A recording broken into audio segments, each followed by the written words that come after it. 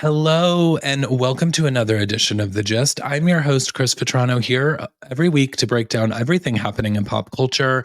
And it's a Monday, so that means we're going to break down everything that's happened on Bravo over the last week. And if you're like me, you're feeling fatigued, you're tired because the Scandoval keeps coming.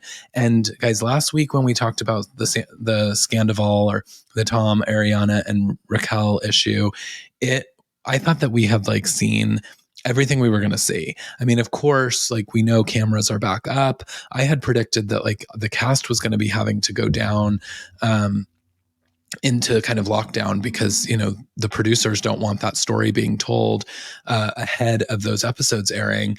And that is not the case because every time I feel like I close my eyes to go to bed, I mean, we have to sleep, right? I feel like every time I turn my phone back on or look at my phone, there's something new that has happened. Someone has come out and said something, a statement was released, new information is just constantly coming. So, so the Scandoval will kind of start there. There's some other breaking Bravo news that we're going to talk about. And then of course we'll deep dive on the episodes. But a couple of quick hits on the Scandoval. I think the best part, yes, we're now calling Raquel Rachel because we have learned that that's her real name, and that Raquel was just a made up name for the show. So Rachel hired Erica Jane's PR firm. When all of this was kind of breaking, she updated her Instagram. It was so funny because, Ariana shut down her in all of her socials. She came off of Instagram. She went off of Twitter, because she wanted to escape from this. She's going through real issues, something that's really upsetting to her. She didn't want to be bogged down with all the comments and the haters and the trolls. And meanwhile, the troll herself, Rachel, is updating that she has her new PR contact and she's got her comments opened. You can keep on sliding into her DMs because she is clearly living for this. So, Rachel hired Erica Jane's PR firm. She updated that on her Instagram shortly after all of this news broke. And then a day later, that came down because what we found out is that Erica's PR firm fired her because they were like, the story doesn't make sense. The story doesn't add up. We don't know how to really craft this narrative, because I think so the rumor is that they were going to try to position Raquel as the victim of all of this. So a victim of Tom Sandoval in that he, kind of took advantage of her, a victim in that, this video of Raquel pleasuring herself that Ariana found on Tom's phone, that was recorded without her knowledge. And so there was a big revenge porn and, send it to Daryl when Lala got her legal letter telling her that she needed to remove that video if she had a copy of it. And she took to Instagram to tell everyone that, you don't reach out to the cast directly. If you have a real lawyer, they know that you talk to my lawyer. And so apparently her lawyer, Daryl, she said, send it to Daryl. It went viral within, I feel like it went viral within a matter of minutes.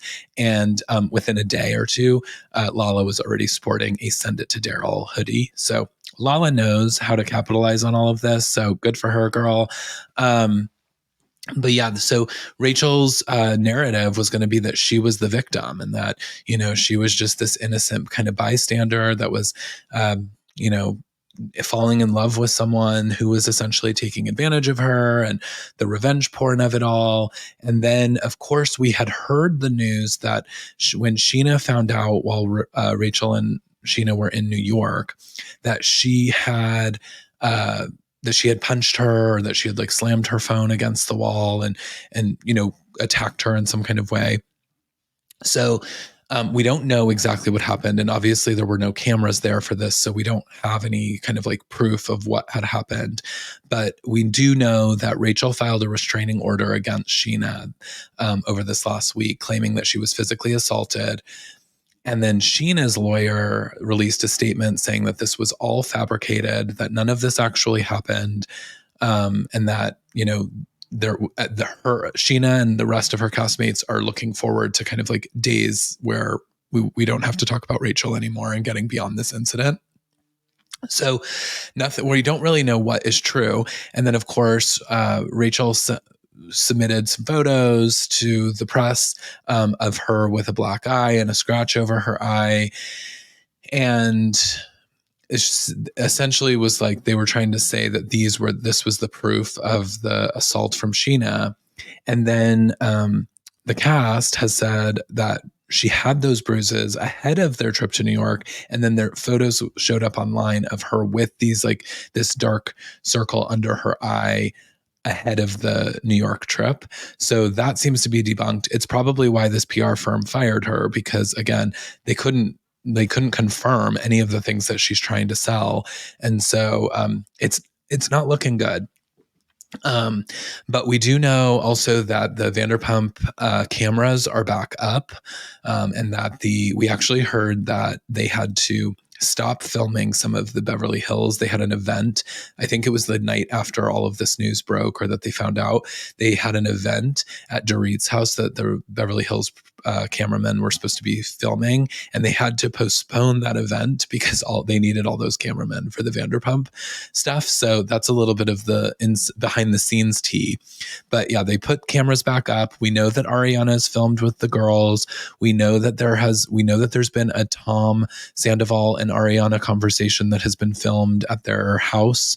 And we also know that last Saturday, Tom and Raquel also filmed a scene.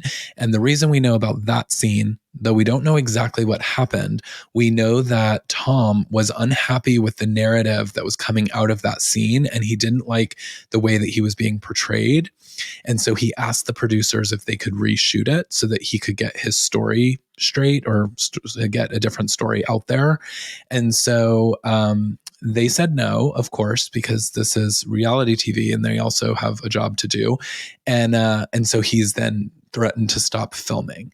I don't think that's going to happen because he's as thirsty as Rachel, and the two of them, I feel like they will definitely show up at the reunion next week when it films. They'll continue to film. They'll continue to like try to, put themselves out there. Because they're hungry for fame. I don't think that they're going to stop filming. So, but I am interested to see what comes of that scene. We also have heard that Rachel's moved back in with her parents and that she's focusing on her quote mental health. And then both of them have now released statements. Ariana has not released any official statements, though she has kind of like told friends that they can post certain things and say like she's doing well, she's devastated, and she's just kind of like dealing with it all. And I think that's all she really wants to do. Ariana seems like a home girl, and I think she's just like down for wanting to just like focus on herself right now, and I'm supportive of that. But Tom released his second statement because, as we know, in his first statement, it showed no remorse. It had no apology to it. All it really said was like, please leave my businesses alone, which fired up the community. And we had a lot of people that were just saying like, well, where's the remorse for Ariana? Why haven't you apologized to her publicly? So people were calling for this. So he did do that. He obviously brought in a PR person as well to write something for him. So who knows if he's even read it. But the statement is that he does show remorse, and that he is very sorry to Ariana, and that he loved her very much, and hates that the way that this played out. It does sort of read in a way that is like, like we can kind of see the writing on the wall of his story of that he was going to break up with her anyways, and that this relationship was going to end. But he hates the way that he went about it. So that's kind of where his was. And then I think it was like 4 hours later, Rachel releases her statement, of which she, again, clearly did not write it, because a girl thought that she didn't whoever she did end up hiring for her publicist didn't really like think it through, because there's a lot of words in this statement that I was like, we know Rachel's not using the word foremost I don't think she knows how to use that word. So we're not buying that she wrote this statement, but it does say that foremost, she, apologizes to Ariana, and then it goes into kind of her victim mentality of, I have received death threats, and I have received physical attacks, and I have received, all my family and friends have received things. And, I'm really focused on my own mental health, and I need to deal with my issues of like something about to the effect of like falling in love with men who are bad for her and things, and that she's like got an addiction to men. And it's like, well, girl, we're all focusing on our mental health, and I think you just don't really like care about other people because you're so narcissistic. And so I think that's what the apology should have read, but it didn't. And then she came out with another Notes app apology, because I'm sure that she read some things online about what was missing from the official statement. And so she, wrote another one that basically was like, I'm on my healing journey. So, her and Whitney Rose from Salt Lake City, they can be on their healing journeys together. Because I don't think anyone's really buying that Rachel is, healing from anything. But yeah, the Sandoval or the Scandoval rather, it just keeps on delivering. Like I said, every time I look at my phone, it's like there's something new. Kristen Doty has come out on her podcast and revealed a lot of information. But now she's also filming. So she confirmed that she's back on Vanderpump Rules for these final few episodes. And so, a lot is just unfolding. Jax is still not back, and thank God, because this guy, he's trying so hard to be in the middle of this. He just keeps being like, see you soon on Watch What Happens Live. Meanwhile, he's not booked. So it's, who knows? He and Brittany are still trying to find it, but they are the couple that lasted, right? That's pretty wild. Schwartz and Sandoval both ended their relationships, and Jax, who we know was cheating several times on that show. He had storylines about cheating, and he's the one that's still in his marriage. So that's probably pretty shocking to us all. And yeah, so it's just wild. And it's like, who would have thought that like Time Magazine, CNN, these news outlets are covering the Scandoval. And I'm getting text messages from friends that have never watched a second of Bravo, quite frankly. And they're asking me questions about like, so wait, what's the difference between a Sandoval and a Schwartz? And by the way, guys, where is Schwartz? Like, I know that we saw the TMZ footage of him in the airport, but I'm like, why hasn't he released a statement? Because there's a couple of things that I'm a little like upset about through this, and I'm hoping that this all comes out in the show and that we get some of this. But I know that the question of whether or not Schwartz knew and was covering or not is like a little foggy. We have heard that maybe like Schwartz knew for the last month, but didn't know when they were filming. So the stuff that we're seeing play out on television right now, where Raquel's trying to convince Tom Schwartz to like make out with her and do things like that is stuff where Tom really did think that was happening and didn't know that there was a Sandoval layer to all of this, which is diabolical in my mind for her. But why doesn't he release something? Why doesn't he say something? First of all, he's his business partner.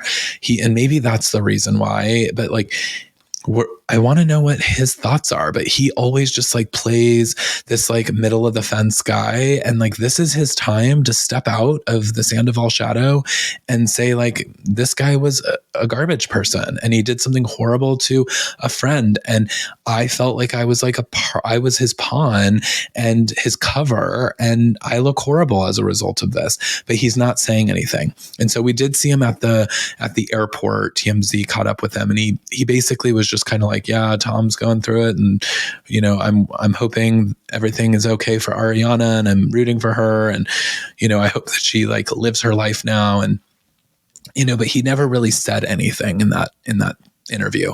And then the other piece of this that I'm just like, it doesn't add up for me is, why aren't we focusing on Katie? Like, Katie was the scapegoat of all of this. And so Raquel Rachel keeps going to Katie and talking about how she has all these feelings for Schwartz. And, you know, Katie's crying and like, this is my ex-husband who we got divorced like 5 seconds ago. And you want to date this guy. And meanwhile, this wasn't even real for Rachel. She was basically needing to say this to Ariana.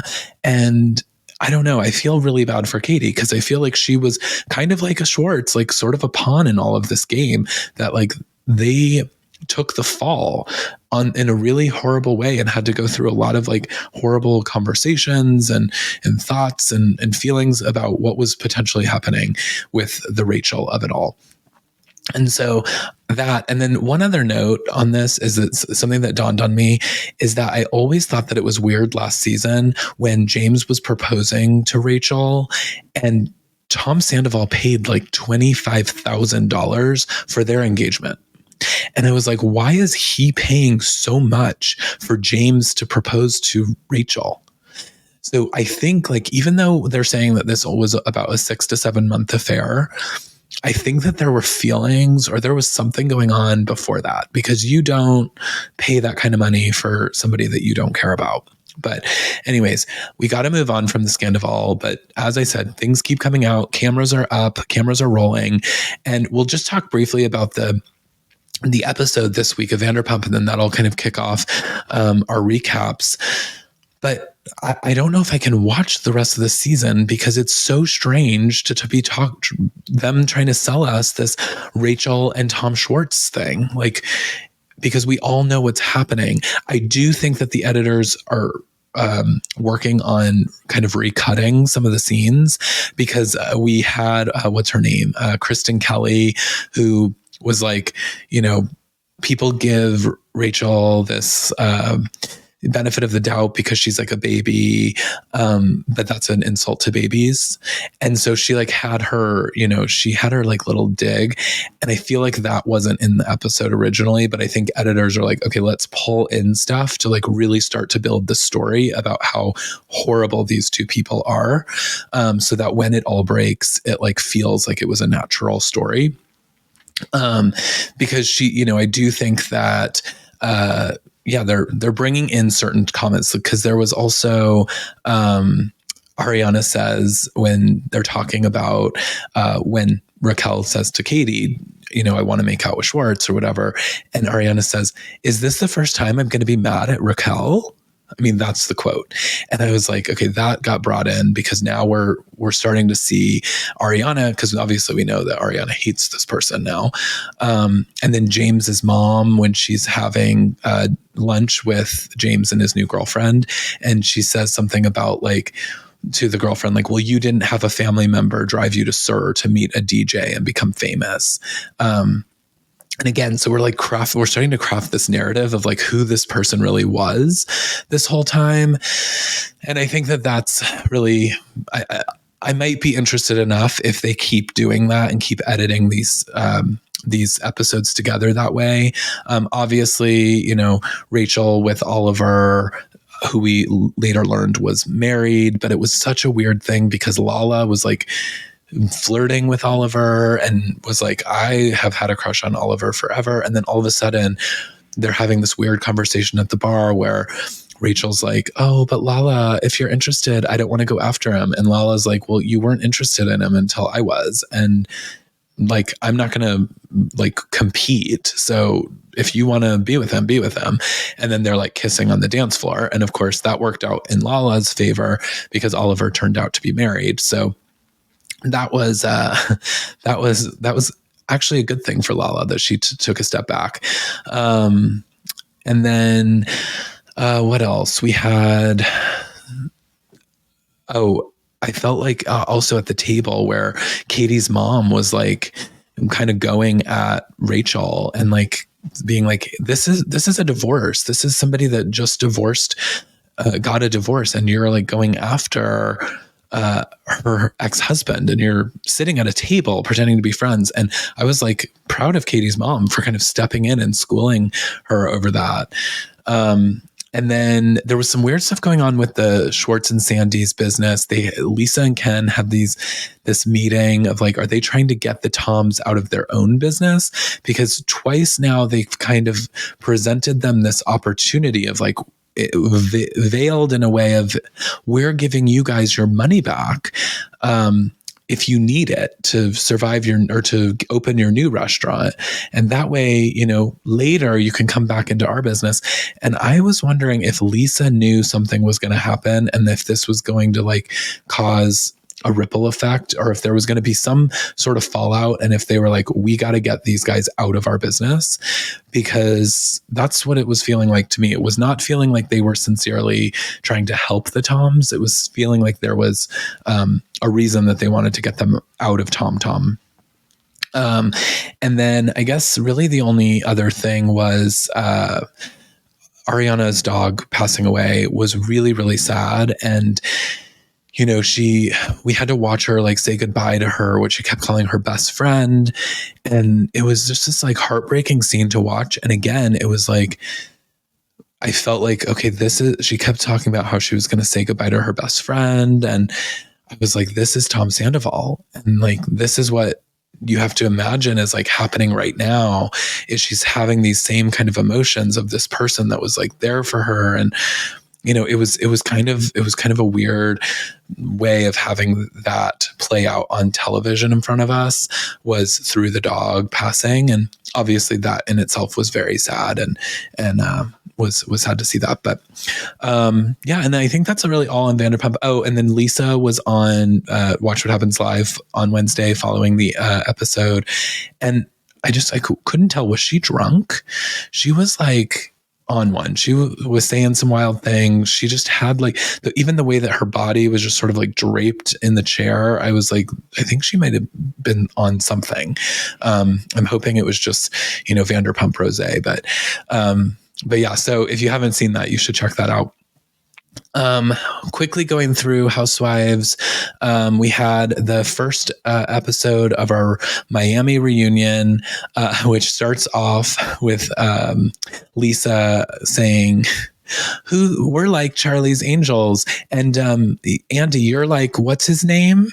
And Andy's like, Charlie. It was amazing. And then we learned that they invited Lenny to the reunion, and that Lisa was okay with it. I mean, the women's faces when Andy said that, because obviously none of them knew, they were all as shocked as I was. It was insane that they were going to invite him there. I can't even imagine. And like Lisa was like, yeah, I said it was fine. I told him like, you should do a sit down with Andy, and like, or we can do a sit down together with Andy and like both air our sides of the story. Because Lenny did not come off well, and this was potentially his opportunity to sort of like defend himself, though I don't know if he is defensible, and maybe that's why he just chose not to come at all. But yeah, that was wild. And then I loved, the big kind of underlying theme is that Alexia is a narcissist. I was going to say a bit of one, but I think we're just full-blown narcissist. And they're talking about that, and they're claiming that she's a narcissist, and she's always like so defensive that she's not.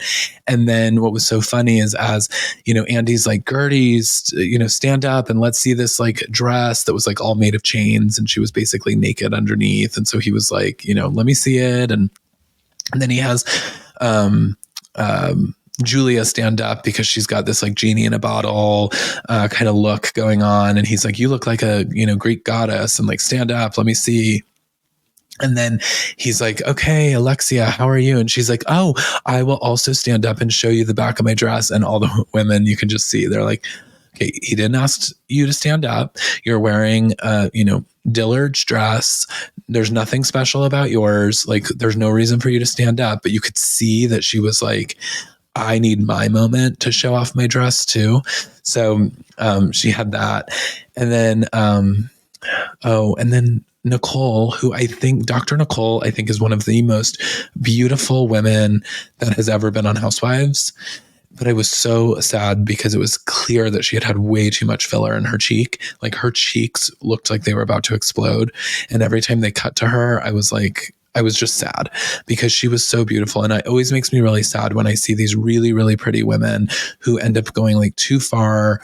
I'm always like, I'm a proponent of like, if there's something about yourself that you really, really can't stand and it will make you feel confident and it will make you feel better, do it.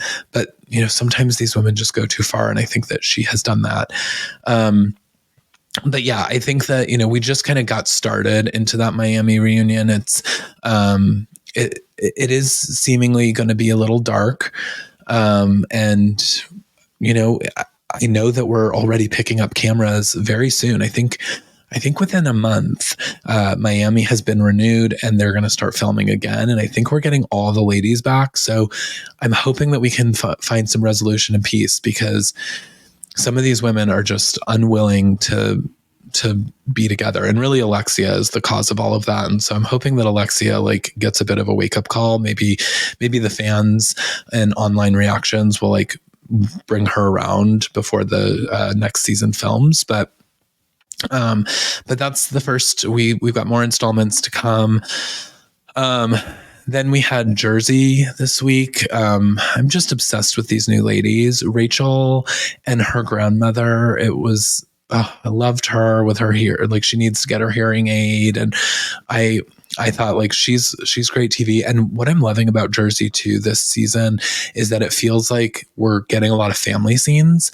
And that's something we're missing in some of our Housewives franchises, is we're focusing I mean, Miami is kind of this, but I know like even Salt Lake City, it was like, I feel like all we do is that we see them like packing for a trip and then on a trip, or they're like going to an event. And then the next scene is like them going to the next event the next night. And it's like, we get that there's a lot of events and we know that that's where like the drama plays out.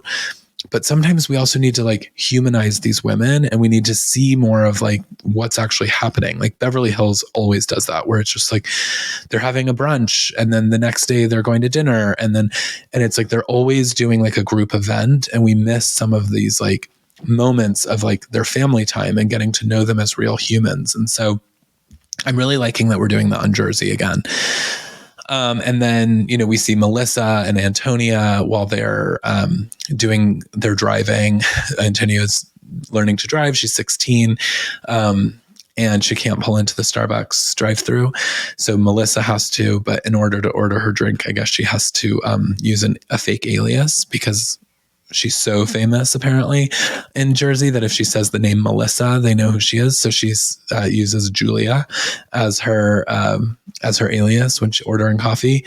But, they're talking about the Teresa issues, and she's saying like, I know you guys see this stuff online, and I don't want you guys to have issues with your cousins, and I just want you guys to be like all good. And, I am for that conversation, though I think that Melissa and Joe are the reason for a lot of this toxic energy between the families. And so I don't see Melissa trying to repair that. I see her just kind of like making excuses for it. And then, saying like, well, we don't want the outcome that is coming from this to be the outcome, but she's not doing a lot to fix it. And then, Teresa's doing her wedding dress shopping, and I couldn't follow if like that was the real dress, because we've obviously seen the dress and it wasn't that one. But I thought she said that she was just wearing a fake one because she wanted to surprise people. But I was like confused, like, why are we even doing a wedding dress shopping scene if you don't want anyone to see your dress? So I was a bit confused why she had a dress on. I felt like that was a little for the camera. But then, Gia mentioned that the last time that she saw Melissa and Joe was before Louis came into into Teresa's life. And that the summer before is when they like used to see each other a lot. Like everyone was kind of happy. Teresa was going through her divorce. And so they were kind of all a happy family that summer. I have a theory. I think that these Gorga siblings just have this like crazy jealous energy. They were so close growing up that it's like they can't come to terms when the other person has found someone else in their life. They feel replaced. And that's what causes all of these problems. Because, if you think back to the whole Melissa and Teresa sprinkle cookies incident, it was because Teresa didn't like Melissa. And, Teresa thought that Melissa wasn't good enough for Joe. And, we had season after season after season of like Joe being like, I just want us to be family and I want you to get along with, my wife. And I want all of this, like this structure for our family. But it was so wild because now we're seeing this like opposite play out, because now that Teresa is happy and has found a man that she truly loves and that is in her life, he hates Louis. And he like with a passion hates Louis. And so it's like whenever the sibling has someone else that's like in that role, like now that Teresa's got a man in her life, Joe feels inadequate. And like, this is what's causing the problems. And I feel like the same thing was on the other side of like when Melissa stepped in Joe's life, Teresa felt replaced by her. And so that's my theory. I feel like that's what's the root of this problem, is like they can't be happy for each other because they feel like they should be each other's man and woman in their life. Not in a sexual way, obviously, hopefully, but because this is like this is how they grew up. And so they can't get past that. So that's my theory on the Gorgas. And that's kind of like, I hope maybe we get to resolution at some point with them. But I really just kind of want Joe and Melissa to like fade off the show. And maybe at that point, they can like find a way to resolution. Although at that point, I'm sure that they'll be so jealous of Teresa that they just won't be able to see anything but red. But, and then we have the brunch at Jennifer Fessler's house. And that was just insane. She was like, I'm going to make this great meal. We're not going to have drama. And then Margaret showed up in that huge hat and everything just went to shit after that. I mean, how could it not? That hat was hideous. And so Marge was activated, and she does not, her and Jennifer Aiden, there is a button that Jennifer knows how to push with Marge. It was wild. She was just, those veneers were about to fall out of her mouth. She was yelling so much. So that was crazy. And then Danielle has her daughter's Barbie birthday party. That was just so over the top. But I loved it and I was jealous of it. And in fact, that might be my next birthday party. So, and then we didn't have Potomac this week because that's over. So I don't have a Sunday night show, but we did have Summer House. And Kyle, I think, Kyle and Carl had their sit down. And I actually thought Kyle handled that conversation really well. He came across like very professional, as a CEO would. He, said to Carl, like, this is what I have been observing. This is where I've like felt like you aren't delivering. Carl was like, this is where I've felt like I am not getting compensated for doing all of these extra gigs and these events. And that's not the sales side of things. But Kyle got him to come to a place where he said, like, yeah, I've been dropping the ball on the sales side of things. And so Kyle, it sort of ended with Kyle being like, we're going to give you a new title. You're no longer going to be my VP of sales. And we're going to figure out your role at the company. And I think that like put them in a good place. And I really did think Kyle handled that pretty well. And then when, of course, we get down to the house, and Andrea is back and so happy.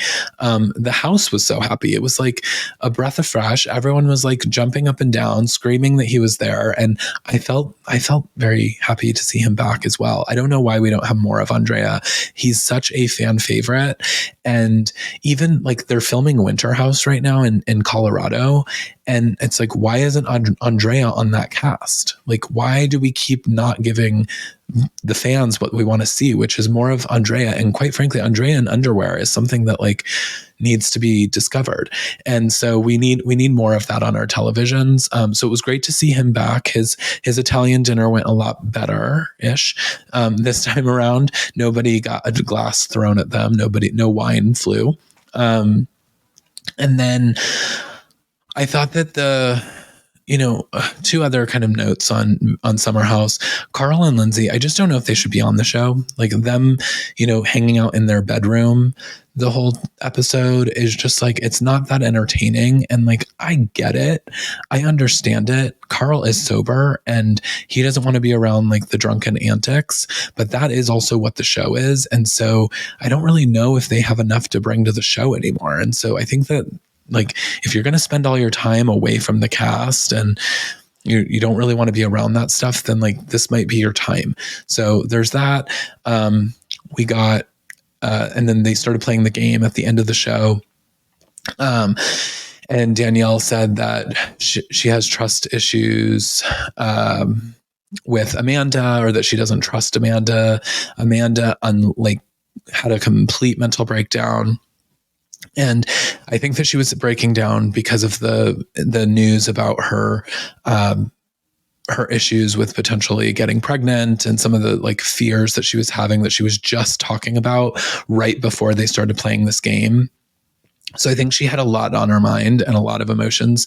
And so when Danielle said that, I think it just like hurt her in a way to her core.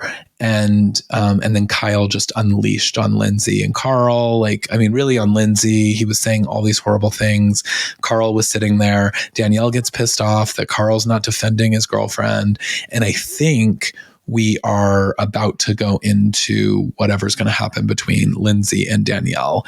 I feel that that's coming.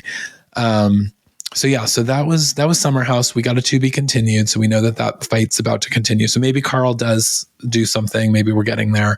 But we will see. And then other news that is in the Bravo space. As I mentioned, Miami got renewed. It starts filming April 10th. So yeah, just in about a month. So cameras are going back up. We know that Beverly Hills is filming. The ladies were in Vegas over the weekend filming with the cameras. I'm not seeing any new ladies in any of these photos.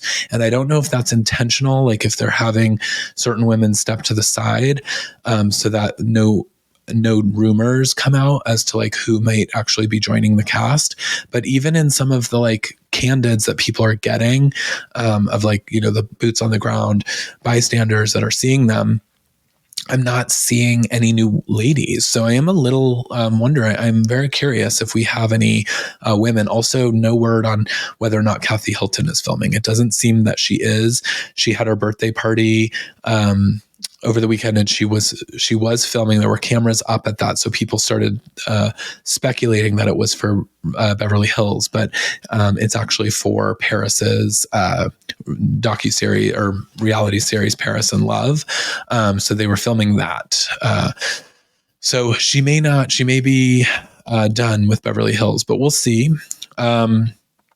In Real Housewives Ultimate Girls Trip news, Brandy has sent a demand letter, or Brandy's lawyers have sent a demand letter to NBC asking them to release the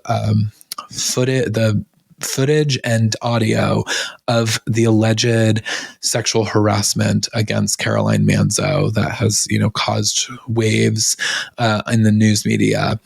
And she wants this footage because she claims that it will free her of what she's being accused of.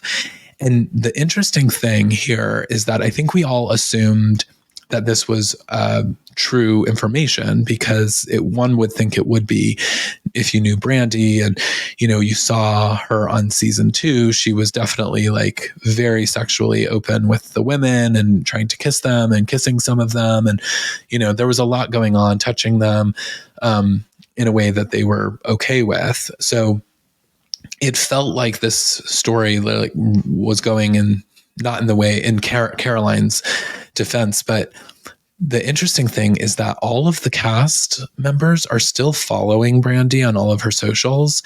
And, you would think, especially like a Vicky Gunvalson, who is like so conservative and, even on season 2 was like, blah, blah, oh, no, I don't want this. I don't want any of, this lesbian stuff. Like she was really buttoned up and, in her own gross conservative way.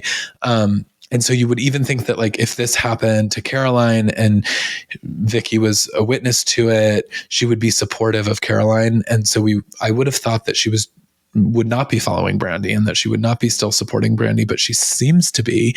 So it seems to be very telling.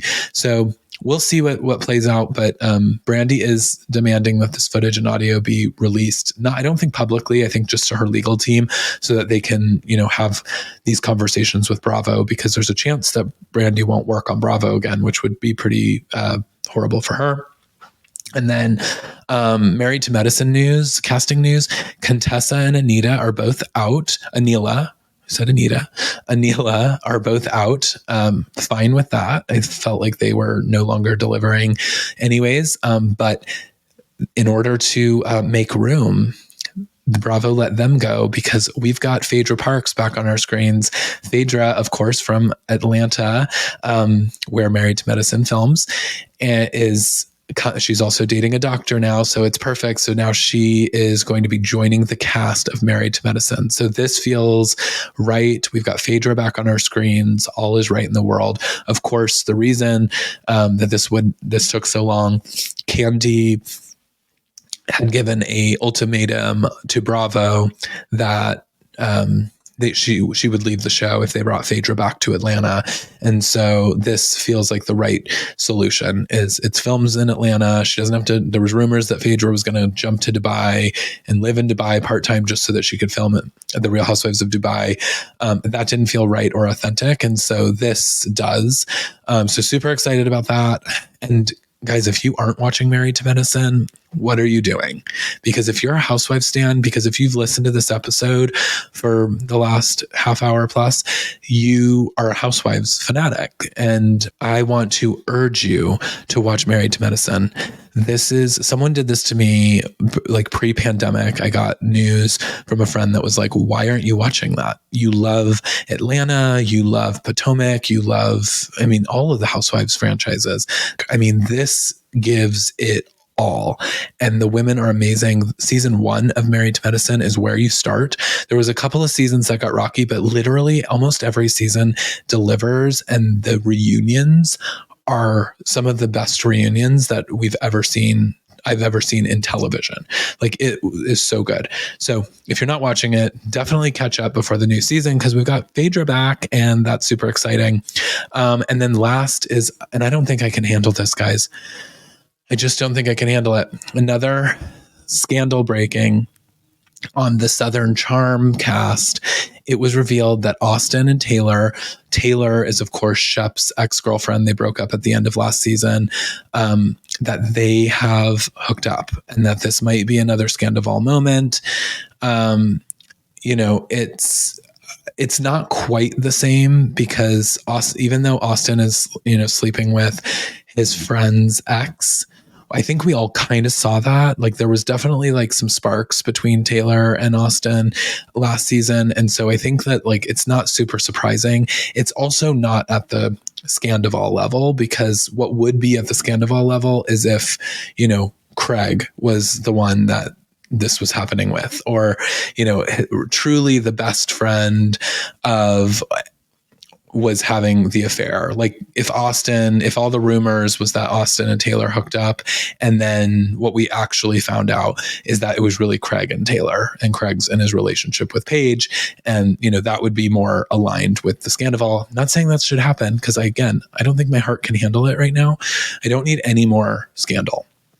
But the cast is filming, and so and Shep, I don't think, is on this next season from what we've heard. So this might actually be a way in for Shep to film again, because I'm sure that producers are going to want Shep's reaction. So it's just all happening on Bravo as it continues to do, and that was the week that we had of Bravo. I am going to try to put some of this Scandoval news to rest, because I'm hoping that like there's not a lot left in this wheel until we can get to these episodes and actually start seeing it play out on film. But I'll be here a week over week to break it all down for you. And that's our episode this time, guys. As always, I'm Chris Vetrano, and it's always a pleasure to bring you everything happening on Bravo and in pop culture.